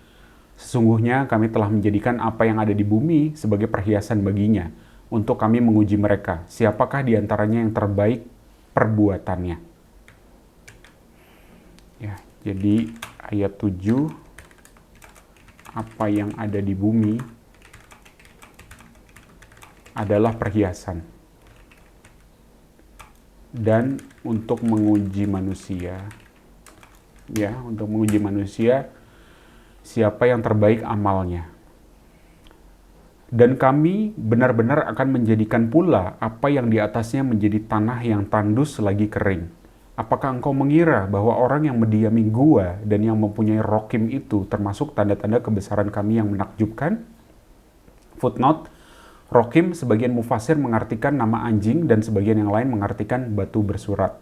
Ya, ini kita masuk ke kisah Ashabul Kahfi, penghuni gua. Ayat 10, ingatlah ketika pemuda-pemuda itu berlindung ke dalam gua, lalu mereka berdoa, ya Tuhan kami, berikanlah rahmat kepada kami dari sisimu dan sempurnakanlah petunjuk yang lurus bagi kami dalam urusan kami. Tadi ayat 10 ya, jadi memang barang siapa yang menghafal surat Al-Kahfi ayat 1-10, ya 10 ayat pertama, ada juga yang bilang 10 ayat terakhir atau keduanya, maka akan diselamatkan dari fitnah Dajjal di akhir zaman. Yuk kita sama-sama menghafalkan ayat-ayat ini di surat Al-Kahfi. 11. Maka kami tutup telinga mereka di dalam gua itu selama beberapa tahun. Kemudian kami bangunkan mereka agar kami mengetahui manakah di antara kedua golongan itu yang lebih tepat dalam menghitung dan berapa lamanya mereka tinggal di dalam gua itu. Ya, footnote, Allah menidurkan mereka selama 309 tahun menurut perhitungan Qamariyah, ya, perhitungan bulan atau Hijriyah di dalam gua tersebut. Nah, kemudian tadi ketika pemuda-pemuda itu bangun, mereka berselisih tentang berapa lamanya mereka tinggal di dalam gua itu. Ayat 13, kami ceritakan kepadamu Muhammad kisah mereka dengan sebenarnya. Sesungguhnya mereka adalah pemuda-pemuda yang beriman kepada Tuhan mereka. Dan kami tambahkan petunjuk kepada mereka. Dan kami teguhkan hati mereka ketika mereka berdiri, lalu mereka berkata, Tuhan kami adalah Tuhan langit dan bumi. Kami tidak menyuruh Tuhan selain Dia. Sungguh, kalau kami berbuat demikian, tentu kami telah mengucapkan perkataan yang sangat jauh dari kebenaran. Jadi, footnote-nya, mereka bangun dan menghadap Raja Dicyanus yang zalim dan sombong pada masa itu. Ayat 15, mereka itu kaum kami yang telah menjadikan Tuhan-Tuhan untuk disembah selain Dia. Mengapa mereka tidak mengemukakan alasan yang jelas tentang kepercayaan mereka? Maka siapakah yang lebih zolim daripada orang yang mengada-ngadakan kebohongan terhadap Allah? Dan apabila kamu meninggalkan mereka dan apa yang mereka sembah selain Allah, maka carilah tempat berlindung ke dalam gua. Niscaya Tuhanmu akan melimpahkan sebagian rahmatnya kepadamu dan menyediakan sesuatu yang berguna bagimu dalam urusanmu. Dan engkau akan melihat matahari ketika terbit, condong dari gua mereka ke sebelah kanan, dan apabila matahari itu terbenam, menjauhi mereka ke sebelah kiri. Sedang mereka berada di dalam tempat yang luas di dalam gua itu. Itulah sebagian dari tanda-tanda kebesaran Allah. Barang siapa diberi petunjuk oleh Allah, maka dialah yang mendapat petunjuk. Dan barang siapa disesatkannya, maka engkau tidak akan mendapatkan seorang penolong yang dapat memberinya petunjuk kepadanya. Dan engkau mengira mereka itu tidak tidur, padahal mereka tidur. Dan kami bolak-balikan mereka ke kanan dan ke kiri, sedang anjing mereka membentangkan kedua lengannya di depan pintu gua. Dan jika kamu menyaksikan mereka, tentu kamu akan berpaling melarikan diri dari mereka, dan pasti kamu akan dipenuhi rasa takut terhadap mereka. Dan demikianlah kami bangunkan mereka, agar di antara mereka saling bertanya.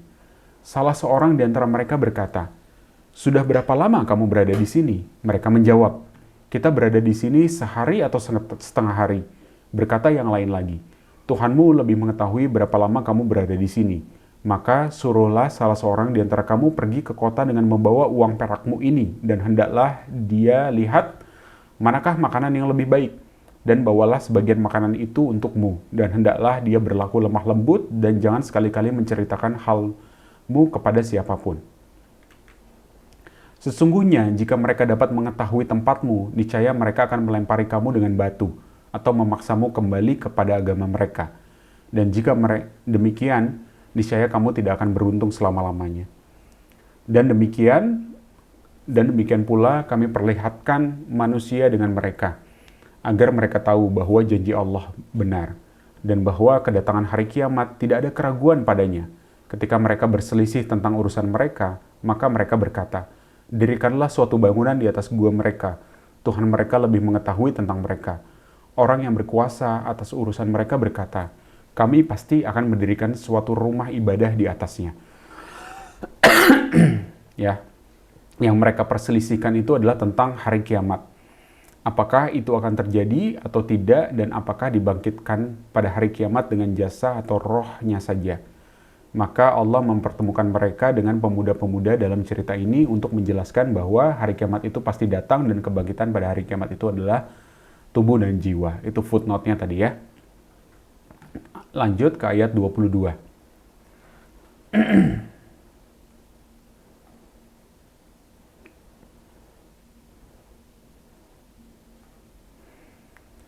Nanti ada orang yang akan mengatakan, jumlah mereka 3 orang, yang keempat adalah anjingnya, dan yang lain mengatakan jumlah mereka 5 orang, yang keenam adalah anjingnya. Sebagai terkaan terhadap yang gaib. Dan yang lain lagi mengatakan jumlah mereka 7 orang, yang kedelapan adalah anjingnya. Katakanlah Muhammad, Tuhanku lebih mengetahui jumlah mereka. Tidak ada yang mengetahui bilangan mereka kecuali sedikit. Karena itu janganlah engkau Muhammad berbantah tentang hal mereka, kecuali perbantahan lahir saja, dan jangan engkau menanyakan tentang mereka, pemuda-pemuda itu, kepada siapapun. Dan janganlah sekali-kali engkau mengatakan terhadap sesuatu, "Aku pasti melakukan itu besok pagi," kecuali dengan mengatakan insya Allah. Dan ingatlah kepada Tuhanmu apabila engkau lupa, dan katakanlah, "Mudah-mudahan Tuhanku akan memberi petunjuk kepadaku agar aku yang lebih dekat kebenarannya daripada ini." Footnote, menurut riwayat, ada beberapa orang Quraisy bertanya kepada Nabi Muhammad SAW tentang roh. Kisah Ashabul Kahfi dan kisah Zulkarnain, lalu mereka jadi bertanya 3 hal itu ya, tentang roh, tentang kisah penghuni gua, dan tentang kisah Zulkarnain. Lalu Nabi Muhammad menjawab, "Datanglah besok pagi kepadaku agar aku ceritakan kepadamu." Dan beliau tidak mengucapkan insya Allah. artinya jika Allah menghendaki. Tapi rupanya sampai besok harinya tidak ada wahyu yang datang kepada Nabi Muhammad untuk menceritakan hal-hal tersebut. Dan Nabi tidak dapat menjawabnya. Maka turunlah ayat 23-24 ini di atas sebagai pelajaran kepada Nabi bahwa Allah mengingatkan bagaimana Nabi lupa menyebut insya Allah, haruslah segera menyebutkannya kemudian. Ya. Ini saya catat dulu. Ayat 23 dan 24. Jangan mengatakan sesuatu kecuali dengan insya Allah. Karena belum tentu Allah berkehendak. Bisa jadi kita bilang akan melakukan sesuatu tapi ternyata tidak jadi. Ayat 25, dan mereka tinggal di dalam gua selama 300 tahun dan ditambah 9 tahun. Nah, ini juga keajaiban ya. Ayat ini mukjizat juga nih. Jadi pemuda tidur di dalam gua selama 309 tahun berdasarkan perhitungan Komariah. Kenapa sih nggak dibilang saja di ayat ini selama 309 tahun? Tapi kenapa dibilangnya selama 300 tahun ditambah 9 tahun? Gitu. Jadi itu ternyata bahwa, coba ya kita coba konversi 300 tahun menurut perhitungan kalender matahari ke dalam kalender bulan.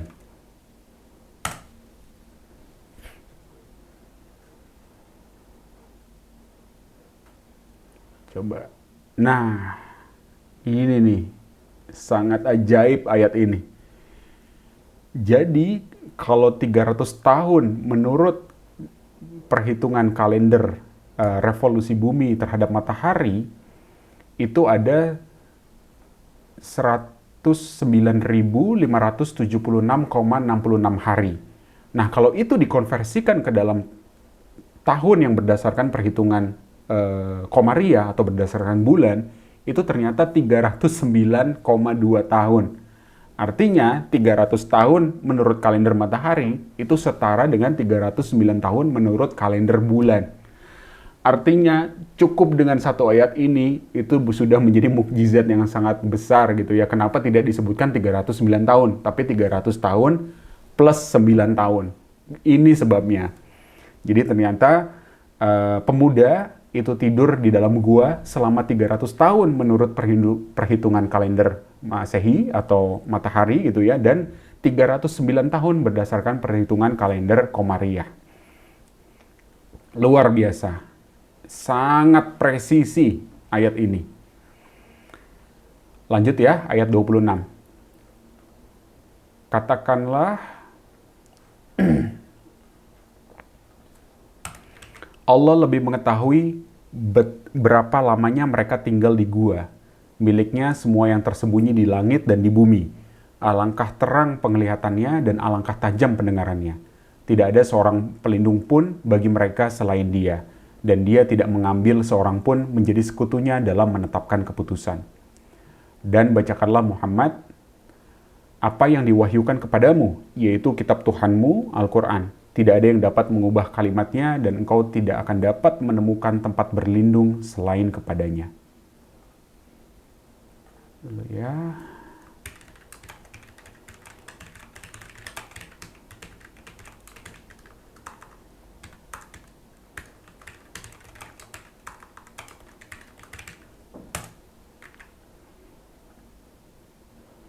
Dan bersabarlah engkau Muhammad bersama orang yang menyeru Tuhannya pada pagi dan senja hari dengan mengharap keridoannya. Dan janganlah kedua matamu berpaling dari mereka karena mengharapkan perhiasan kehidupan dunia. Dan janganlah engkau mengikuti orang yang hatinya telah kami lalaikan dari mengingat kami, serta menuruti keinginannya dan keadaannya sudah melewati batas. Dan katakanlah Muhammad, kebenaran itu datangnya dari Tuhanmu. Barang siapa menghendaki beriman, hendaklah dia beriman. Dan barang siapa menghendaki kafir, hendaklah dia kafir. Sesungguhnya kami telah menyediakan neraka bagi orang zalim, dan gejolaknya mengepung mereka. Jika mereka meminta pertolongan, minum, mereka akan diberi air seperti besi mendidih yang menghanguskan wajah. Itulah minuman yang paling buruk dan tempat istirahat yang paling jelek.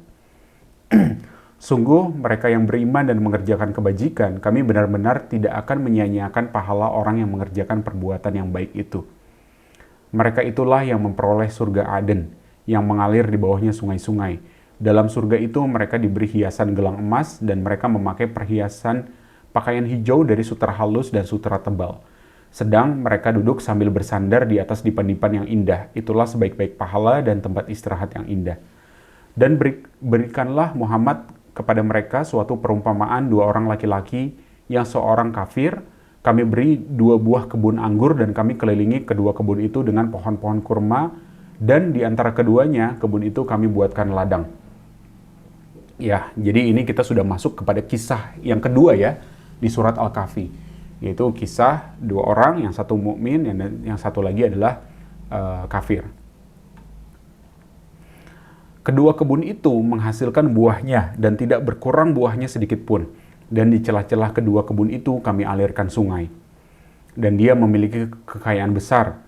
Maka dia berkata kepada kawan yang beriman ketika bercakap-cakap dengannya, "Hartaku lebih banyak daripada hartamu dan pengikutku lebih kuat."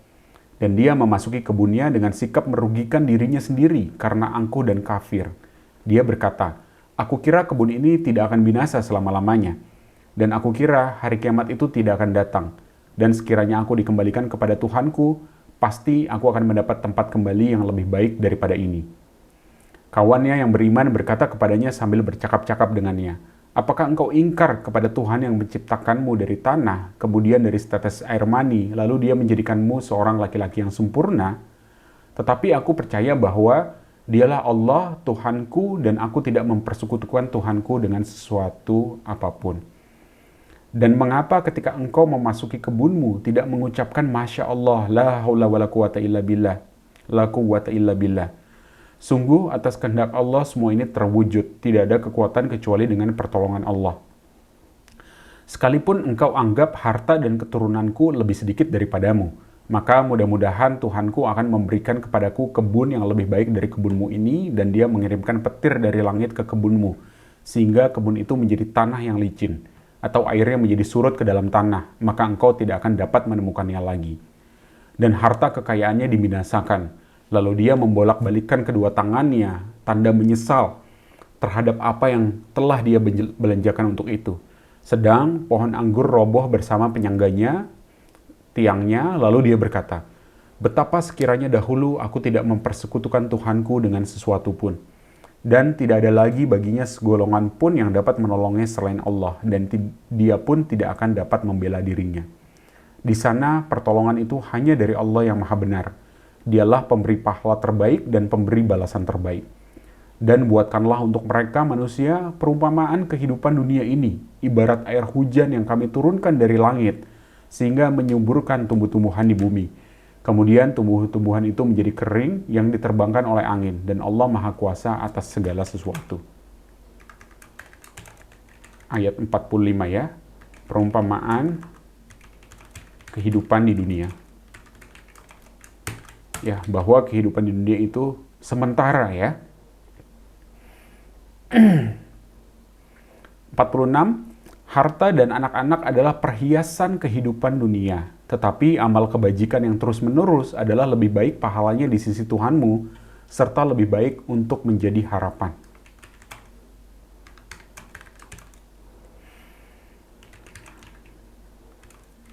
Jadi harta dan anak-anak adalah perhiasan dunia.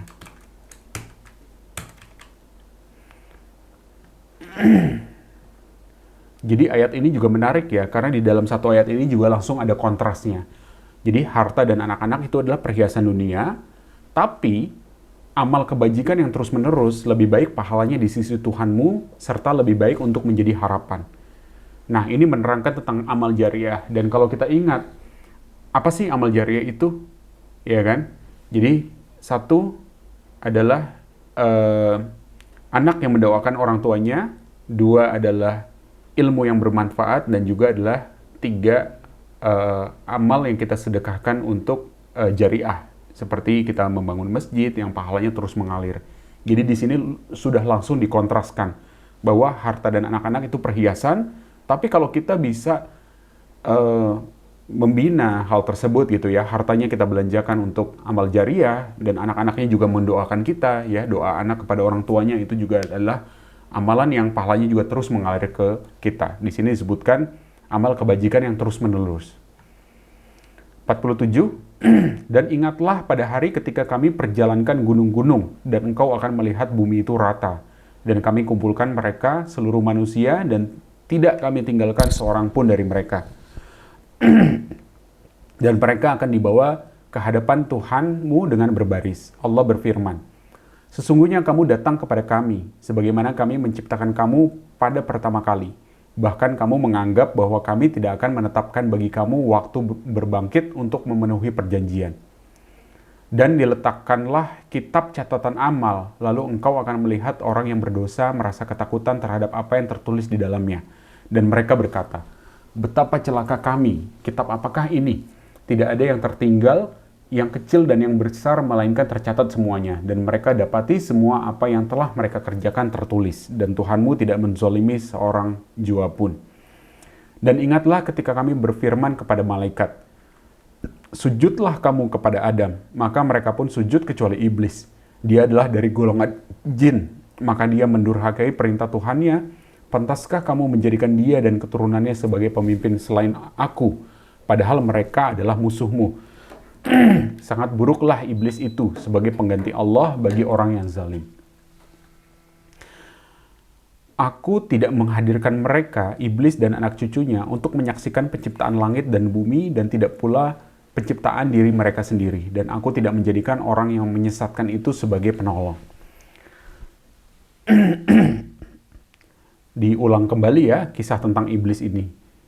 52. Dan ingatlah pada hari ketika dia berfirman, panggillah olehmu sekutu-sekutuku yang kamu klaim itu. Mereka lalu memanggilnya, tetapi mereka, sekutu-sekutu, tidak membalas seruan mereka dan kami adakan untuk mereka tempat kebinasaan, neraka. Dan orang yang berdosa melihat neraka, lalu mereka menduga bahwa mereka akan jatuh ke dalamnya dan mereka tidak menemukan tempat berpaling darinya. Dan sesungguhnya kami telah menjelaskan berulang-ulang kepada manusia dalam Al-Quran ini dengan bermacam-macam perumpamaan. Tetapi manusia adalah memang yang paling banyak membantah. Ya, ayat 54. Al-Quran telah menjelaskan berulang-ulang. Namun manusia adalah makhluk yang paling banyak membantah.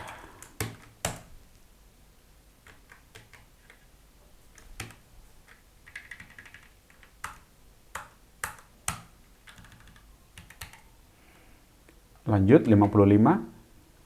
Dan tidak ada sesuatu pun yang dapat menghalangi manusia untuk beriman ketika petunjuk telah datang kepada mereka dan memohon ampunan kepada Tuhannya, kecuali keinginan menanti datangnya hukum Allah yang telah berlaku pada umat yang terdahulu atau datangnya azab atas mereka dengan nyata. Dan kami tidak mengutus rasul-rasul, melainkan sebagai pembawa kabar gembira dan pemberi peringatan. Tetapi orang yang kafir membantah dengan cara yang batil, agar dengan demikian mereka dapat melenyapkan yang hak, kebenaran, dan mereka menjadikan ayat-ayatku dan apa yang diperingatkan terhadap mereka sebagai olok-olokan. Dan siapakah yang lebih zolim daripada orang yang telah diperingatkan dengan ayat-ayat Tuhannya, lalu dia berpaling darinya dan melupakan apa yang telah dikerjakan oleh kedua tangannya. Sungguh, kami telah menjadikan hati mereka tertutup, sehingga mereka tidak memahaminya, dan kami letakkan pula sumbatan di telinga mereka. Kendati pun engkau Muhammad menyeru mereka kepada petunjuk, niscaya mereka tidak akan mendapat petunjuk untuk selama-lamanya. Dan Tuhanmu Maha Pengampun, memiliki kasih sayang.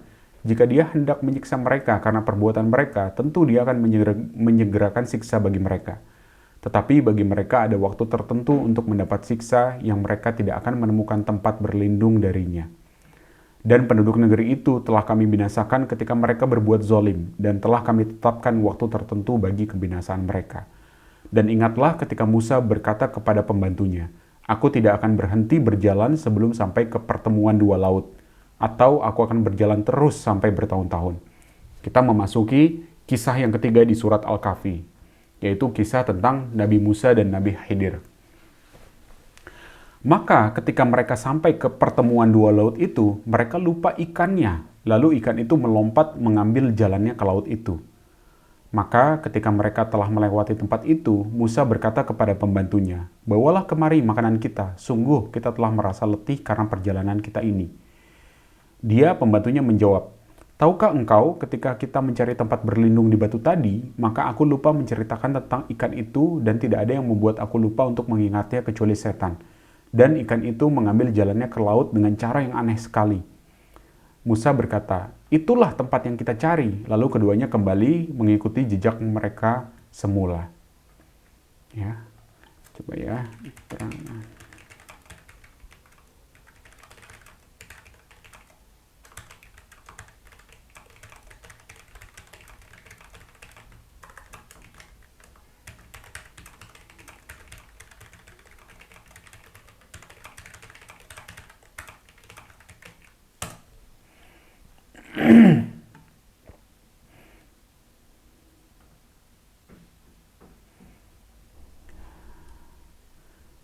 Nah, saya jelaskan sedikit ya. Ini adalah kisah tentang pencarian Nabi Musa dalam mencari Nabi Khidir gitu ya. Jadi ikan tadi maksudnya apa sih? Jadi Nabi Musa itu diperintahkan Allah untuk menemui seorang hamba yang lebih berilmu daripada Nabi Musa, yaitu Nabi Khidir. Namun Allah tidak memberikan koordinat lokasi yang pasti. Allah hanya memberikan satu instruksi spesifik. Bawalah seekor ikan di dalam wadah, dimanapun ikan itu hilang, di situ engkau akan bertemu dengan hambaku. Maksudnya, ketika ikan itu hilang, itu adalah tanda bahwa Nabi Musa akan bertemu dengan Nabi Khidir. Nah, akhirnya ada keajaiban di situ tadi ya, di yang kita bacakan ayatnya. Ikan yang dibawa oleh pembantu Nabi Musa, yaitu Yusya bin Nun, sebenarnya adalah ikan goreng atau ikan asin yang disiapkan sebagai bekal makanan. Keanehan terjadi saat mereka beristirahat di sebuah batu di pertemuan dua lautan. Jadi ternyata ikan yang sudah mati dan siap dimakan itu tiba-tiba hidup lagi. Ikan itu kemudian melompat keluar dari wadahnya dan masuk ke dalam air. Ya, ayat 61 juga menyebutkan bahwa ikan itu menempuh jalan di laut itu dengan cara yang ajaib atau aneh sekali gitu ya. Jadi air laut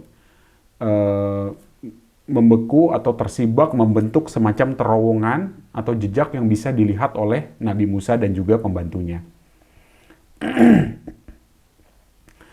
Nah, kemudian Nabi Musa terlewat gitu ya. Jadi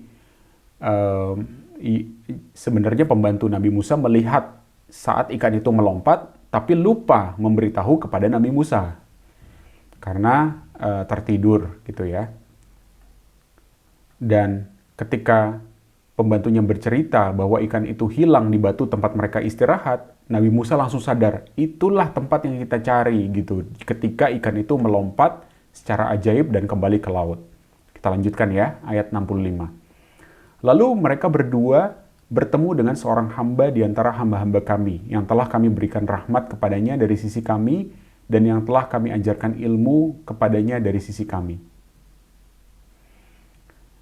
Footnote, menurut mufassir berdasarkan hadis, hamba di sini adalah Khidir, dan yang dimaksud dengan rahmat di sini adalah wahyu dan kenabian. Sedang yang dimaksud dengan ilmu adalah ilmu tentang yang gaib, seperti yang akan diterangkan dalam ayat-ayat selanjutnya. 66. Musa berkata kepadanya, bolehkah aku mengikutimu agar engkau mengajarkan kepadaku ilmu yang benar, yang telah diajarkan kepadamu untuk menjadi petunjuk? Dia menjawab, sungguh engkau tidak akan sanggup sabar bersamaku. Dan bagaimana engkau akan dapat bersabar atas sesuatu, sedang engkau belum mempunyai pengetahuan yang cukup tentang hal itu. Musa berkata, insya Allah engkau akan dapati aku orang yang sabar, dan aku tidak akan menentangmu dalam urusan apapun.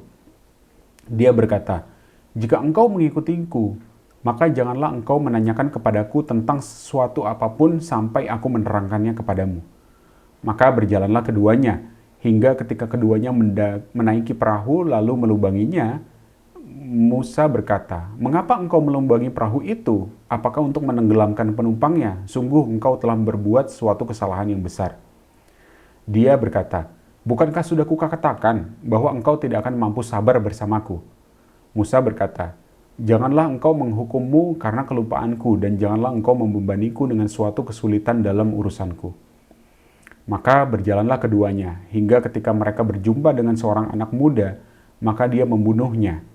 Musa berkata, "Mengapa engkau bunuh jiwa yang bersih? Bukan karena dia membunuh orang lain. Sungguh engkau telah melakukan sesuatu yang sangat mungkar." Ya, itulah akhir dari juz 15. Kisah Nabi Musa dan Nabi Khidir ini belum selesai, namun akan kita lanjutkan di video selanjutnya. Baik, alhamdulillah kita telah menyelesaikan membaca terjemahan juz 15 ini ya. Mungkin tadi juz 15 kita ambil kesimpulan sedikit ya tentang juz 15 itu. Bahwa tadi kita telah membaca surat Al-Isra, di dalamnya ada suatu etika ya, ada 12 aturan yang menjadi dasar kehidupan sosial manusia. Aturannya itu sangat komprehensif, dimulai dari larangan berkata kasar kepada orang tua, bahkan sekedar berkata kemudian juga kewajiban jujur dalam takaran bisnis, keharusan melakukan verifikasi informasi untuk tidak hoax ya, hingga larangan berjalan di muka bumi dengan sombong. Ini menegaskan bahwa spiritualitas yang tinggi, yaitu peristiwa Isra Mi'raj yang diterangkan di awal surat Al-Isra, itu harus selalu dibarengi dengan etika sosial antara manusia. Kemudian setelah itu kita masuk ke dalam surat Al-Kahfi, di mana di dalam surat Al-Kahfi akan ada 4 kisah, namun di juz 15 ini kita baru menyelesaikan 2 kisah dan 1 kisah belum selesai, akan bersambung ke juz 16. Di mana kisah pertama tentang kisah Ashabul Kahfi, para pemuda yang tidur di dalam gua selama 309 tahun, ya, mereka melarikan diri ke dalam gua dari raja yang zalim, yang menyuruh mereka untuk berbuat musyrik ya, mempersekutukan Allah. Dan dalam situasi seperti itu mereka menyelamatkan diri dengan mengambil jarak, yaitu mengasingkan diri ke dalam gua. Ya, itu bukan suatu tindakan yang pengecut, melainkan langkah strategis untuk menjaga integritas dan iman kita.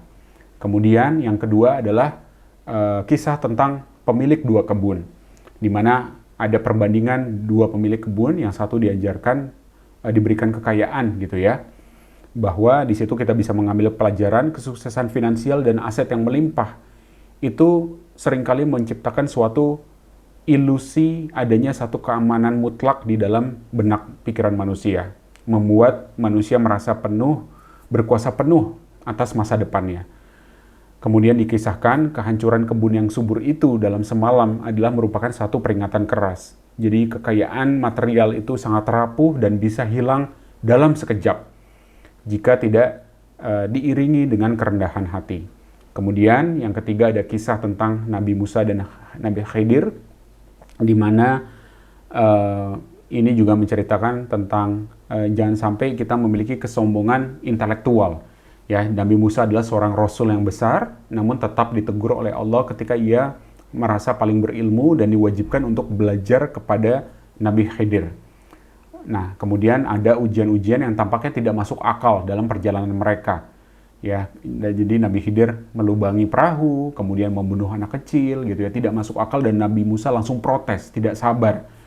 Nah, nanti kenapa hal tersebut dilakukan akan kita jawab di video selanjutnya.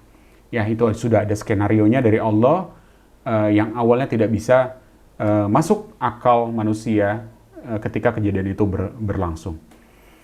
Dan secara garis besar, juz 15 ini berpesan bahwa dunia ini penuh dengan tipu daya, harta, jabatan, kepintaran, dan untuk selamat melewatinya kita membutuhkan suatu aturan yang sudah diterangkan di surat Al-Isra. Tadi ada 12 aturan dan juga kerendahan hati untuk terus menyadari berbagai kelemahan dan keterbatasan kita sebagai manusia di dalam surat Al-Kahfi.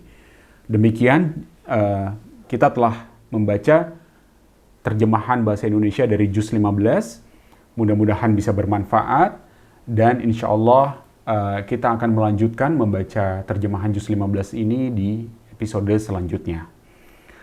Wabillahi taufiq wal hidayah. Wassalamualaikum warahmatullahi wabarakatuh.